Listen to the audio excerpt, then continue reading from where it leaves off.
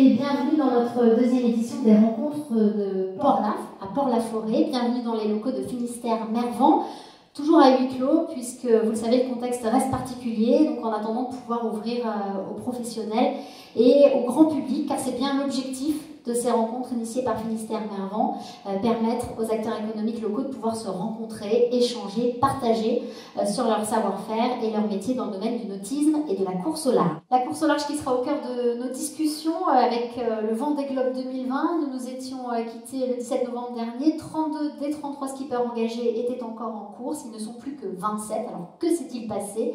Quels sont les faits marquants, les grands enseignements de ce mois de compétition? C'est ce que nous allons voir avec nos invités. Avant que Michel Desjoyaux et Denis Juel nous rejoignent sur ce plateau, Alain Barazer, le skipper de Glaz, est avec nous. Glaz qui est le bateau du Crédit Agricole du Finistère. Bonjour Alain, merci d'être avec nous. Bonjour Virginie. Et puis Christian Lepape, directeur du pôle Finistère Course au large de Port-la-Forêt. Merci messieurs d'avoir accepté notre invitation. On va tout de suite se plonger avec vous dans la 9e édition du Vendée Globe et on va faire un point d'abord avec toi Alain sur ce qui s'est passé sur ce mois de course. Je le disais, ils étaient 32 en lice quand nous étions vus, ils ne sont plus que 27. Parle-nous de ces avaries. Oui, alors c'est sûr Virginie, en un mois depuis la dernière émission, il s'est passé beaucoup de choses sur le Vendée Globe cette année. On avait fait la remarque lors de la première émission que pour le moment il y avait eu assez peu d'abandons, à part le pauvre Nicolas qui avait dématé. Depuis cette date, en fait, on a eu quelques avaries qui se sont succédées. On a eu quand même 5 autres abandons depuis. On peut quand même dire que 6 abandons sur 33 bateaux depuis le départ, c'est encore largement assez peu par rapport à certaines éditions que nous avons eu l'occasion de voir. Nous avons eu d'abord Hugo Boss qui a eu il a eu une double avarie, si on peut dire, parce qu'il a d'abord eu une avarie de structure qu'il a réussi à réparer et il n'a pas eu le temps de se relancer, qu'en fait il a aussi eu un problème de safran qui a fait qu'il s'est arrêté au Cap en Afrique du Sud, pardon. Suivi de Sébastien Simon et de Samantha Davis, eux aussi victimes d'objets flottants qui ont abîmé soit les foils, soit les quilles. Voilà, donc c'était les 3 premiers arrêts au Cap, suivi de Fabrice Amadeo qui lui a eu un problème d'avarie d'ordinateur qui l'a fait aussi s'arrêter au Cap. Le fait de mer le plus impressionnant de ce mois-ci a été bien évidemment le naufrage de PRB qui nous a tous mis des frissons. On sait tous l'histoire qui s'est passée. Et heureusement qu'il s'est bien terminé. Voilà un petit peu les grosses avaries que nous avons vues dans ce mois écoulé. Ah, ça c'est pour les mauvaises nouvelles. Heureusement la course se poursuit avec aux avant-postes Thomas Ruyon qui lui a profité d'une avarie sur Apivia, un bateau de Charlie Dalin, pour prendre la tête de la flotte. C'était ce lundi. Oui, tout à fait, oui. Alors là, on a de la chance sur la cartographie, puisqu'on a la position qui vient de tomber, ça fait quelques minutes. Nous avions un trio en tête composé de Charlie Dalin qui mène depuis déjà une vingtaine de jours, suivi de Thomas Ruyan et de Yannick Bestavel. Nous voyons bien sur l'écran le petit crochet effectué par Charlie ce matin, enfin la nuit pour lui, où il a eu un avarie sur un foil hier et qui est resté un peu à l'arrêt pour réparer son foil, mais on voit qu'il a remis le bateau dans la bonne direction et qu'il a pu repartir, même si ses petits copains l'ont pas attendu et qu'il s'est fait un petit peu distancer par les 2 premiers qui ont trouvé du vent. Et puis derrière, il y a de belles bagarres quand même, de belles bagarres dans le reste de la flotte, même si elle s'étale beaucoup, près de 4000 milles entre le premier et le dernier. Ouais, la flotte s'étale sur 4000 milles, c'est sûr, sur l'ensemble de l'océan Indien. Vraiment, ce qu'on peut remarquer, c'est ce qu'on appelle le groupe de chasse, qui est juste derrière ce trio de tête. C'est un groupe incroyable, puisque les 5 bateaux se tiennent en même pas 10 000, que ça va jusqu'à ce que, par exemple, certains bateaux aillent jusqu'à filmer leurs voisins avec leurs drones, donc ils sont vraiment très, très proches l'un de l'autre. Là, ils sont à moins de 10 000, les 5 bateaux, ils étaient même en 5 000 à midi, donc ils sont très proches, ils doivent se voir, ça c'est sûr. Il faut remarquer de ce groupe-là de 5 bateaux, il y a 3 bateaux à dérive, et 2 bateaux à foil, ce qui prouve que les bateaux à dérive ont largement leur place dans ce Vendée Globe. Et on va en parler justement. Christian, toi tu es le directeur du pôle Finistère course au large, pôle d'excellence basé à Port-la-Forêt qui forme les grands marins de la course au large. 10 des skippers au départ de ce Vendée Globe sont des poulains, j'ai envie de dire. Qu'est-ce qu'on apprend au pôle justement quand on prépare ce Vendée Globe, quand on n'est pas dans une année Covid évidemment qui a perturbé le programme? Bon, après, c'est vrai qu'on avait 10 navigateurs engagés sur le Vendée 2020. Donc après, ce qu'on apprend au pôle, je pense que c'est une continuité. Donc, parce que beaucoup d'entre eux en fait, viennent aussi de la série Figaro, donc c'est un apprentissage qui dure pas loin d'une dizaine d'années. Donc ce qu'on apprend, et donc la valeur ajoutée du pôle, c'est surtout le partage en fait, d'un savoir-faire. Donc c'est notre ADN, donc c'est plutôt là-dessus en tout cas collectivement, on se sent plus fort et en général on est plus fort que la concurrence. Donc c'est un peu ce qu'on met en avant. Et on va revenir justement sur cet ADN du collectif. Quel bilan tu dresserais là, du parcours de tes skippers après un mois de course? Il y a eu un lourd tribut payé pour les grands favoris. Oui, bien évidemment. Après, tirer des enseignements d'un Vendée Globe, je pense qu'il faut attendre la fin. Parce qu'on retiendra de toute façon que aussi le podium, le vainqueur. Donc, à mi-parcours, on est dans une configuration où il y a quand même 2 nouveaux foilers sur le podium de ce Vendée. Donc, on peut dire qu'en tout cas, certains ont tenu leur rang. Après, il y a aussi bien évidemment d'autres enseignements à tirer. Et c'est toujours un peu prématuré. On va y revenir. Alain, juste avant de te laisser filer un mot sur Jean, tu disais bien le connaître, avoir navigué avec lui. J'ai envie de dire qu'il a déjà fait une trajectoire sans faute. Le sauvetage de Kevin en a fait la start ce Vendée. Ah bah c'est sûr que Jean, depuis le début du Vendée, je pense que c'est celui dont on parle le plus, entre déjà ses interventions très connues au niveau des médias qui font le sourire chez les gens, et puis surtout, oui, le sauvetage de Kevin, qui est complètement incroyable. C'est sûrement l'histoire que pour le moment on se souviendra le plus dans son Vendée 2020. Merci beaucoup Alain d'avoir été avec nous pour ce petit décryptage des faits marquants de la course. On se retrouve le mois prochain pour un nouveau point. On va accueillir maintenant Michel Desjoyaux, double vainqueur du Vendée Globe, fondateur de l'écurie de course au large Mer Agitée, et Denis Juel, le directeur de Mer Forte, le bureau d'études et d'architecture navale, créé avec Michel Desjoyaux justement. Bonjour messieurs, merci de nous rejoindre, d'être avec nous donc pour cet événement initié par Finistère Mervent. L'effet le plus marquant de ce Vendée Globe, on l'a vu, ça a été le sauvetage de Kevin Escoffier dans des conditions assez terribles, alors qu'il se trouvait à l'entrée de l'océan Indien. Ce qui a énormément frappé dans cette avarie, c'est que Kevin a eu très très peu de temps finalement pour quitter son bateau qui a coulé, c'est littéralement plié en 2 et a coulé en quelques minutes. Michel, toi qui as conçu plusieurs IMOCA, comment est-ce qu'on peut expliquer un tel problème structurel? Est-ce qu'on l'explique? C'est la grande incertitude de ce naufrage, c'est que celui qui est le mieux placé pour savoir ce qui s'est peut-être passé, c'est Kevin. Moyennant quoi il reste encore un doute. Est-ce que le bateau, parce que très souvent quand un bateau casse, il a commencé à s'endommager bien avant. On se souvient de Thomas Ruyant qui avait à peu près, en tout cas qui avait un bateau du même archi, qui était presque un sister ship du bateau de Kevin, qui avait cassé son pont au sud de la Nouvelle-Zélande il y a 4 ans, et à pas grand-chose près, il aurait été dans les mêmes conditions de vent et de mer que Kevin, le bateau se plie en 2. On aurait pu avoir le même scénario. On aurait eu exactement le même scénario. Et Thomas avait très bien réagi il y a 4 ans, réussissant à ralentir et à sauver son bateau, qui est d'ailleurs toujours sur la course, qui s'appelle VEB. Et est-ce que le bateau a commencé à s'endommager avant avec un choc sous la coque on ne saura jamais, malheureusement. C'est un peu la frustration d'un naufrage comme ça, c'est que... on ne saura pas vraiment, on ne pourra pas analyser le bateau. Maintenant, on est tous contents que Kevin soit sauvé. Il a super bien réagi. On imagine... je crois que c'était pas une situation où il fallait être en pyjama dans sa vanette. Je crois qu'il n'aura pas eu le temps de s'en sortir indemne. Et encore, il y a encore des enseignements sur le matériel de sécurité, puisqu'il a sauté dans son radeau de sauvetage, mais avec seulement la moitié de ceux qu'il aurait dû emmener avec lui en meilleures circonstances. Il a fait de son mieux, bien évidemment. On a vraiment envie de dire que c'est un miraculé. Alors Christian, Jean et Kevin sont 2 skippers qui se sont entraînés au pôle. Kevin a fait preuve de beaucoup de sang-froid. On dit justement que heureusement qu'il est en forme physique.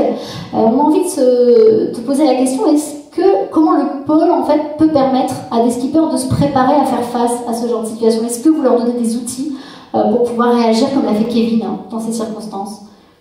Je pense que c'est le système entier, même aussi fédéral, international, qui, pour prévenir tout ce qui est justement sauvetage. Donc en fait, peut-être ce qu'il y a de nouveau, c'est aussi la qualité du positionnement et puis toutes les procédures qui sont mises en place aussi en termes de formation, des formations à la survie.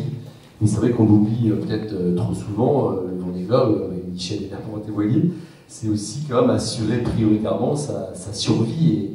Et je pense que les gens qui se lancent dans cette aventure ont cette capacité aussi, bien sûr, de régatier, mais aussi de marin et de réagir dans des situations très compliquées comme celle vécue par Kevin.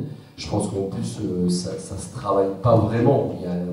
Il y a un côté inné de... Enfin, l'idée là, c'est compliqué, hein, c'est un débat vieux comme le monde, mais par contre, il y a quand même sûrement une capacité à la survie qui est propre à certaines personnes et qui réagissent bien dans des situations compliquées. Donc c'est le cas de Kevin, donc chapeau, parce que c'est vrai qu'il est parti en plus sans son sac de survie. C'est plein de petits miracles associés pour qu'il soit avec nous. Ils sont toujours en vie aujourd'hui. Ouais. Alors Michel, heureusement Jean a été là aussi pour le récupérer, il a fait preuve lui aussi de sang-froid, il a fait jouer son expérience pour manœuvrer dans des situations compliquées. Jean, c'est comme toi un enfant de la baie de Port-la-Forêt, il a fait les 400 coups notamment avec ton frère quand il était jeune. Vous êtes un peu à la genèse, vous êtes clairement d'ailleurs à la genèse du pôle Finistère course au large. Raconte-nous comment ça s'est passé. C'était il y a 30 ans. Hein. Ça tombe bien que Christian soit là, c'était en 90, c'était la première année où la solitaire du Figaro se faisait sur des monotypes, le Figaro Veneto 1. On en est à la 3e génération maintenant. Et à l'époque, le marin en solitaire de course au large s'entraînait, peut-être, c'est un peu une caricature, mais voilà, s'entraînait peut-être plus au bistrot que à se préparer sur l'eau et à se préparer techniquement. Et en tout cas certainement pas à se confronter à ses futurs concurrents sur l'eau. Et je crois que le déclic s'est fait grâce à la personnalité de Christian bien sûr, et aussi au fait qu'on ait très vite compris qu'avec des bateaux identiques il fallait qu'on se prépare avant pour être plus fort contre les autres, et puis une fois qu'on sera en compétition, que le meilleur gagne. Et puis l'émulation a très vite fonctionné, et tout le monde a trouvé son intérêt. Christian a su, c'est pas parce qu'il est là que je lui cire les pompes, mais juste parce que c'est comme ça que ça s'est passé, a su tous les hivers nous trouver un os à ronger en plus, et permettre au groupe de progresser. Et aujourd'hui, un jeune qui arrive au centre d'entraînement, en 2 ans, il apprend ce que nous on a mis peut-être 10 ans à apprendre. Par contre, il n'apprend que les choses bien, et il n'apprend pas toutes les gamelles qu'on s'est prises. Et qui nous ont aussi aidés à nous former et peut-être à bien réagir. Et forcément, ça contribue à l'expérience, parce que l'expérience, c'est des choses réussies, mais c'est aussi des choses ratées qui vous façonnent plus peut-être. Finalement, tu t'es imposé un petit peu comme le directeur de cette structure, c'était une évidence de voir... La force de Christian, je vais le dire à sa place, comme ça il n'aura pas besoin de rougir, c'est qu'il a su nous aider à progresser sans vouloir se mettre à notre place. Et pour avoir vu d'autres entraîneurs, souvent il y a une sorte de vie par procuration qui n'a jamais été présente chez Christian, c'est-à-dire qu'il nous donnait les moyens de progresser, mais sans nous dire ce qu'il fallait faire. Je pense que c'est ça sa force surtout. Alors la spécificité du pôle, c'est vraiment cet esprit collectif, cette capacité à échanger quand on est concurrent ensuite sur les courses. Est-ce qu'on peut vraiment tout partager, Christian? Est-ce qu'on joue vraiment le jeu à fond? Non. La réponse de Michel, ça mérite d'être sincère. Alors qu'est-ce qu'on partage? Où est-ce qu'on met le curseur? Forcément des limites, donc justement c'est aussi, la force des entraîneurs, c'est justement de pousser un peu plus loin dans les débriefings les limites, et donc on est arrivé assez loin aujourd'hui, parce que c'est vrai qu'on a, les nouveaux foilers ont partagé par exemple leur polaire 3 mois avant, donc on a fait une moyenne de toutes les polaires des bateaux, ce qui est assez rare, donc on met au fil du temps, donc même Michel il a participé aussi, là, je pense qu'aussi Michel était un des premiers à y croire, à dire que justement collectivement on serait plus fort que la concurrence, et le groupe s'élevait ensemble, donc ça a été assez simple au final, ça a été assez simple, donc peut-être parce que naturellement il n'y avait pas d'ego non plus démesuré, en tout cas dans ce groupe initial, et ça a bien fonctionné, donc là en tout cas chapeau à eux, parce que ça vient de leur talent et aussi de leur collaboration dès le départ. Ah, et dès le départ, ça a fait ses preuves, hein, puisque vous avez trusté les podiums, et on peut le dire, le pôle a formé tous les derniers vainqueurs du Vendée Globe.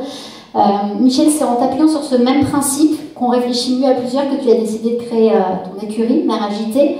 Est-ce que tu peux nous en parler? C'était la toute première écurie de course au large en France. Je te remercie de dire ça comme ça. C'est un petit peu prétentieux, je trouve, parce que à chaque fois, et Port-la-Forêt est clairement ça, Port-la-Forêt est une succession de pages blanches. Juste devant, il y a les Glénans. Ça a été peut-être la première grande école de voile, mais avant, c'était un centre de réinsertion pour l'après-guerre. Un premier grand port de plaisance, le chantier naval de mes parents, le centre d'entraînement. Voilà, et puis bah, ici où on est ce soir, par exemple, une pépinière sur un port de plaisance.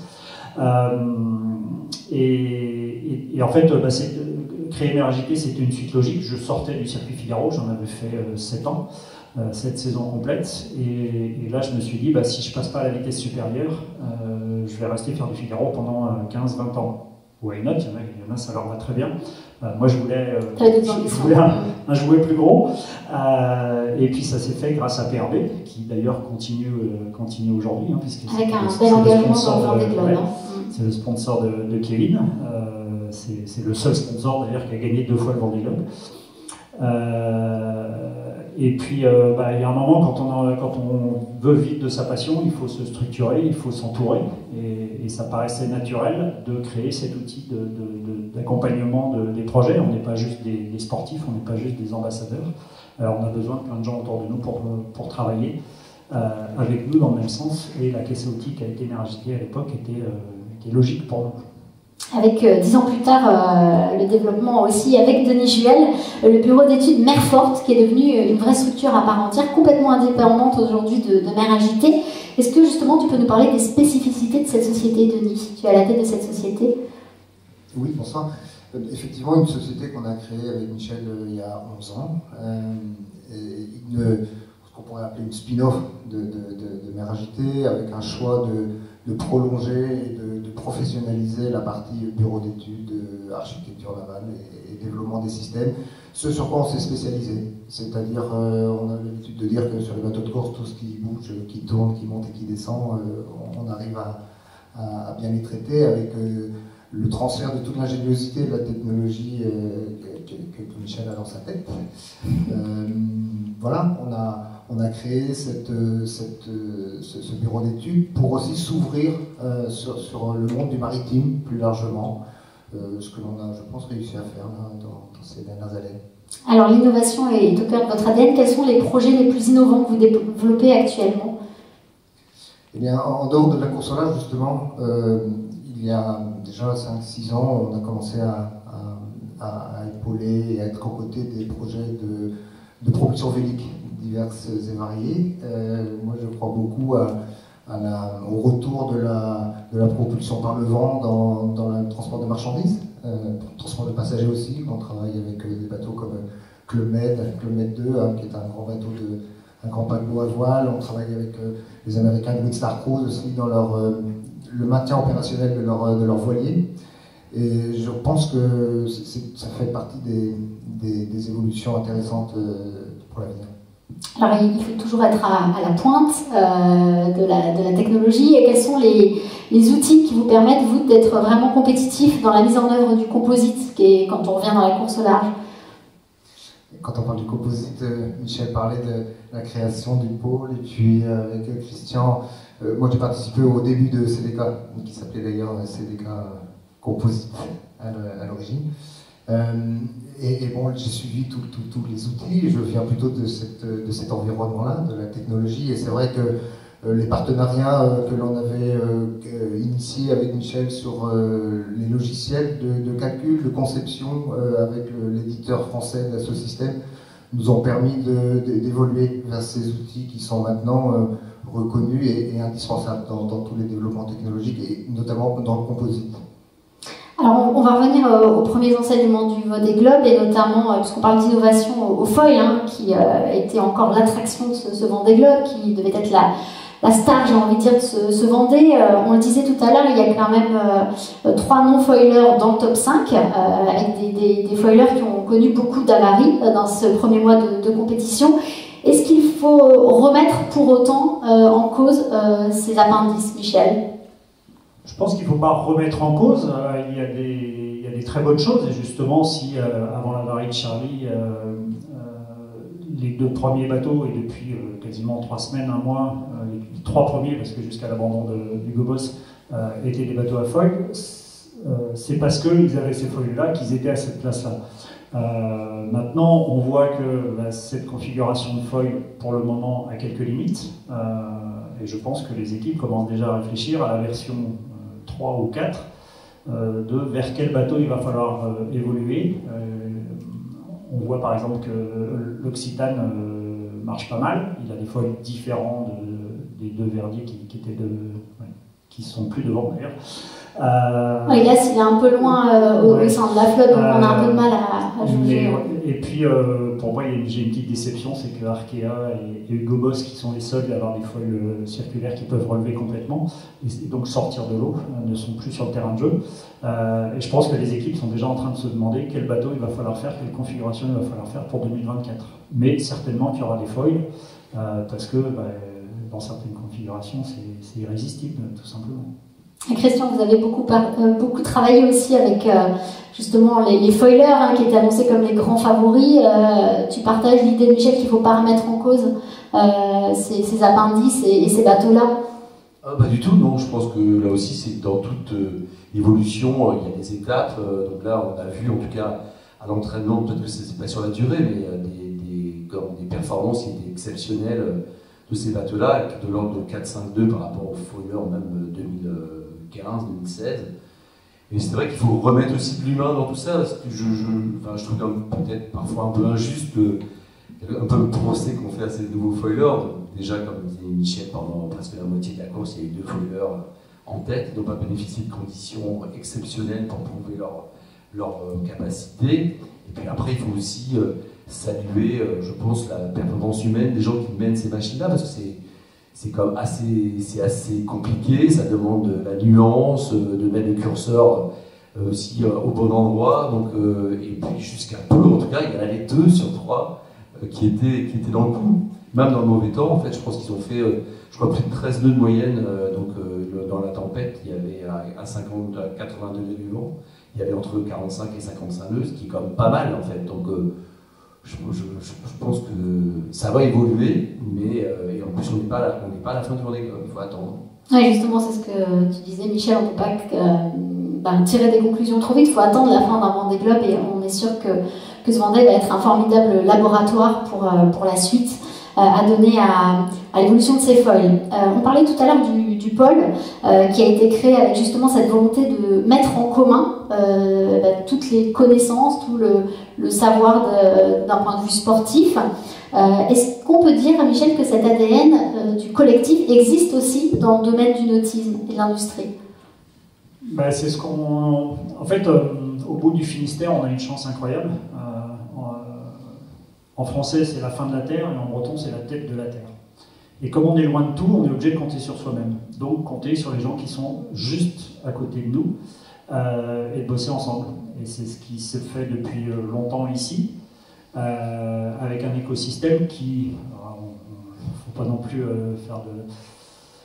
qui se suffit presque à lui-même. On a des chantiers, on a des chips, on a un port, il y a tout ce qu'il nous faut. Et en plus, on a juste devant un site extraordinaire qui s'appelle Les Glénans, où on a plaisir à aller emmener des gens qui découvrent un endroit paradisiaque. Quand on leur montre des photos, ils croient que c'est aux Antilles ou dans l'océan Indien, en tout cas dans la partie haute de l'océan Indien. Et quand ils trempent le pied dans l'eau, ils savent que c'est de l'eau fraîche, mais heureusement, comme ça, il n'y a pas trop de monde. Et voilà, on a tout ce qu'il faut. On a même juste derrière des industriels et des usineurs, par exemple, qui nous font toutes nos pièces mécaniques et qui adorent faire nos pièces parce que justement, ça les sort un petit peu d'un monde moins iodé. On peut imaginer aussi des transferts, par exemple sur le plan humain, des personnes de chez Mère Agitée aillent prêter main forte dans des situations un peu tendues. On le fait en ce moment, par exemple, nous, depuis qu'on a fini la construction de Corom l'Épargne et qu'on a livré le bateau, j'ai 4 gars qui travaillent, qui sont sous-traitants chez CDK.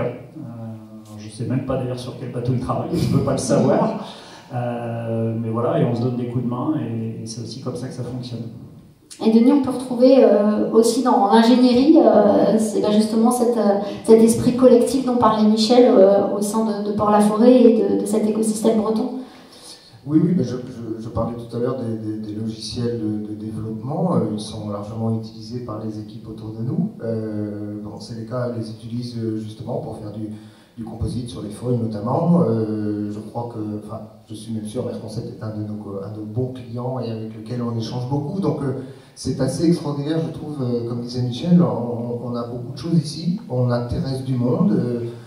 Ce petit point là sur la carte, quand même, est assez impressionnant de compétences et Denis oublie la chose majeure, c'est que Jean Le Cam, donc qui a un de mes anciens bateaux construit ici chez CDK, a demandé aux ingénieurs de Mer Forte de recalculer certaines modifications qu'il a souhaité faire pour améliorer encore le bateau. Et on voit aujourd'hui la performance du bateau qui est bien supérieure à ce que moi j'avais en 2008.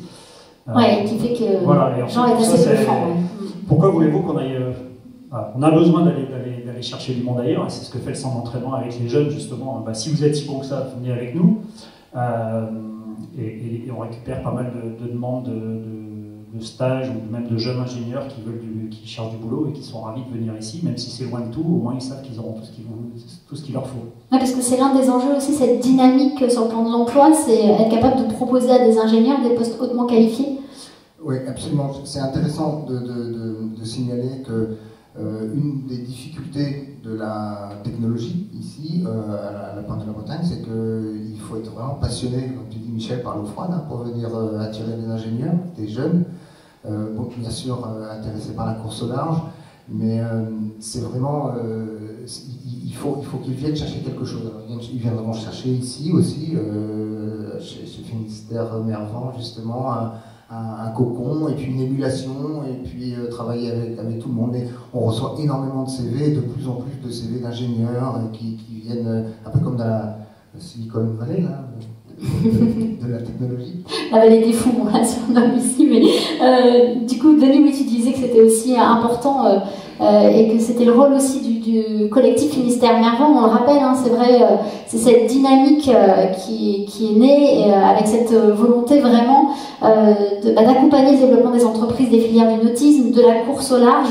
Voilà, aujourd'hui, il y a une quarantaine de membres sociétaires et on espère évidemment que ça va encore grossir. Voilà, avec Finistère Mervent, qui aide les entreprises sur toutes les thématiques de sécurité à la mer, d'énergie, de matériaux, de numérique. Et puis, ça sert au développement du territoire et des emplois, donc comme on le disait à l'instant. Denis, l'actualité de Mer Forte, c'est aussi le fait qu'elle rejoint le groupe espagnol City Engineering. En quoi est-ce que cette entrée du groupe espagnol va renforcer les domaines d'expertise de Mer Forte et quels sont vos domaines de complémentarité? Alors effectivement, toute l'année 2020 pour nous a été concentrée sur cet échange avec le groupe CT, un groupe espagnol d'ingénierie, un groupe familial de 1800 personnes, donc un groupe avec de larges épaules, donc ils vont nous amener un petit peu la puissance de leurs ressources. Ce qui est intéressant, c'est qu'ils viennent aussi justement ici, à Port-la-Forêt, chercher les compétences, chercher l'ouverture vers un monde du maritime assez riche, et le développement, notamment le développement des ressources et des emplois, va se faire ici essentiellement. La complémentarité va se jouer sur aller chercher, rassurer un certain nombre de donneurs d'ordre par rapport à la taille critique que l'on était. Une Mer Forte, 8 personnes, c'est vrai que... Voilà, ça permet de pérenniser l'entreprise aussi. Absolument, ouais. Absolument, de pérenniser, de la développer avec une stratégie nationale, mais à partir d'ici. Alors, on parle aussi de diversification avec Mer Agitée. Michel, hein, vous avez su, à la base vous êtes une écurie de course au large, vous avez su vous inspirer de votre cœur de métier pour développer des solutions innovantes dans des domaines annexes. Est-ce que tu peux nous en dire plus à ce sujet? Alors, je suis venu avec un petit exemple, hein, j'étais bon élève. Ceci, c'est ce qu'on appelle un penon.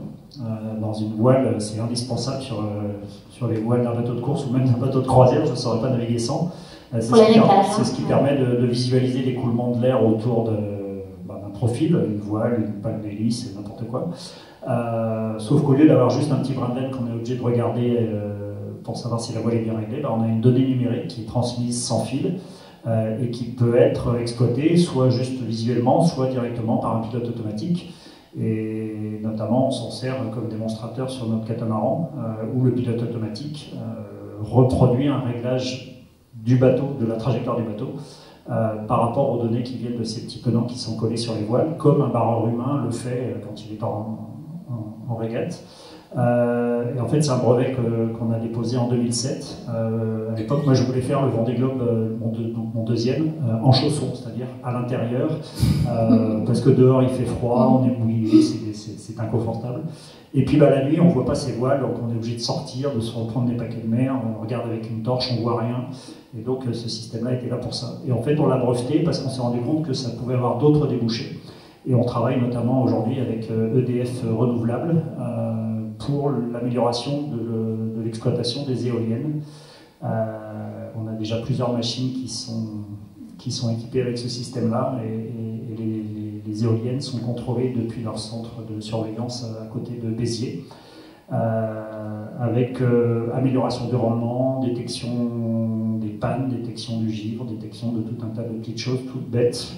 Et là, c'est clairement du transfert de la technologie des bateaux de course vers de l'industriel. Et puis, je vous ai amené un beau plateau. Alors celui-là précisément part au restaurant La Butte à Plouillère, à côté de Roscoff. Et on a comme ça... tout en carbone. Hein, alors celui-là c'est carbone, alors le bleu c'est pas du carbone bleui, c'est du polyester bleu. D'accord. Ce sont des pièces qui sont faites à l'unité ici dans l'atelier. On en a un petit peu partout, plutôt dans les restaurants étoilés. La Forêt Péraguet dans le Sauterne, la Villa Lalique en Alsace. Et on vient d'en livrer il y a 3 semaines qui partent à la distillerie Glen Turret en Écosse. Eux sont tout en carbone. Voilà, on en a un petit peu partout et plutôt des 2 ou 3 étoiles. Hein, c'est pas des trucs à 20 €, c'est plutôt... Gamme. On se balade dans l'excellence. Voilà, et en fait, ça a démarré sur une belle histoire avec Jean Sulpice, qui est à l'auberge du Père-Bise, au bord du lac d'Annecy. Donc, une petite pensée pour ces restaurateurs qui sont fermés et qui nous régalent à chaque fois qu'on y va. Ah oui, on espère évidemment que les restaurants ouvriront bientôt et qu'ils pourront s'en sortir. Tu le disais, toi, Denis, tout à l'heure, les projets vraiment qui te tiennent à cœur et qui tiennent à cœur à Marfort, c'est aussi cette propulsion vélique. Hein. Il y a vraiment là, il y a quelque chose à creuser pour l'avenir, c'est vraiment ce en quoi tu crois. Oui, et le tenant d'ailleurs de Michel a aussi été testé sur Club Med 2. Il y avait tout un projet.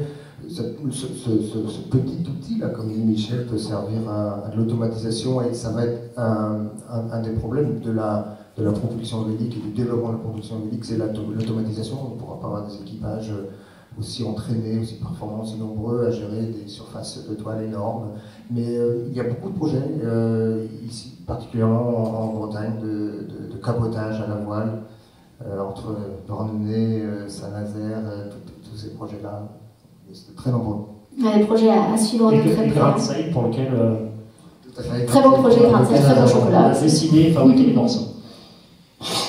Christian, je vais me tourner vers toi pour terminer. Ce Vendée Globe, c'est ton dernier Vendée Globe en tant que directeur du pôle Finistère Course-au-Large. Il y a forcément une dimension émotionnelle particulière. Qu'est-ce que va devenir le pôle sans toi, j'ai envie de dire? Si on se tourne vers en tout cas, on travaille là-dessus, mais en écoutant en fait Michel et Denis aussi, je pense que ce qui est important de dire sur Port-la-Forêt, c'est que c'est aussi un état d'esprit. Donc on le dit, mais pas trop souvent, c'est que on peut percevoir un environnement de plusieurs façons, un environnement de rareté ou d'abondance. Et je pense qu'ici, en fait, on peut dire justement que c'est abondant. On voit bien, il y a de la technologie, il y a de la construction, il y a du sport. Et c'est vrai que ça donne quand même une approche qui est complètement différente que quand on perçoit son environnement comme quelque chose où il y a de la rareté. La rareté, ça veut dire qu'elle n'a pas pour grand monde. Donc forcément, ça crispe, ça ferme. Alors que là, on a depuis des années, en accueillant justement, là, il faut savoir qu'il y a 30 ans, on accueillait en fait des gens qui venaient de Quimper. Et donc, il y avait un état d'esprit qui était de rareté. en essayant de protéger ce qu'on sait faire, ce qu'on avait l'impression de savoir faire. Puis après, on s'est ouvert aux étrangers, en dehors du département. Et après, aux étrangers aussi, au monde anglo-saxon, une culture différente. C'est peut-être ça qui a permis même une reconnaissance de la course au large au jeu. Donc c'est cet état d'esprit, en tout cas, qu'il faut continuer à préserver. Donc une logique à l'environnement d'abondance. Donc si en fait je laisse un héritage comme celui-là, en tout cas je partirai en retraite tranquille, mais je serai pas loin. Jamais trop loin. Je serai pas loin, et en tant que directeur, c'est vrai que ce sera mon dernier Vendée Globe, mais j'ai pas l'intention non plus je suis pas usé, j'ai pas le sentiment en tout cas de faire d'autres choses. Donc voilà. Donc tu continueras à apporter beaucoup de choses déjà, à Port-la-Forêt. Je mettais mon plaid sur le banc en face et je regardais les bateaux sortir dans mon temps. C'était pas tout à fait pareil. Ce sera le mot de la fin. Merci beaucoup, messieurs, d'avoir été avec nous pour ce deuxième numéro des rencontres de Port-Laf dans les locaux de Finistère Mervent, collectif qui vise à accompagner, on le rappelle, les entreprises bretonnes du secteur du nautisme et de la course au large sur leurs différents besoins, et aussi à mettre en réseau leurs initiatives et leurs recherches. Vous pouvez suivre toute l'actualité du collectif sur les réseaux sociaux, mais aussi sur le site web www.finisterremervent.com. N'hésitez pas à repartager cette vidéo. Et nous, on vous donne rendez-vous le mois prochain, toujours dans les locaux de Finistère Mervent. On espère que d'ici là, on pourra accueillir le public, les professionnels. Merci à tous de nous avoir suivis. Passez de très très belles fêtes de fin d'année. Et rendez-vous l'année prochaine. Merci, bye bye.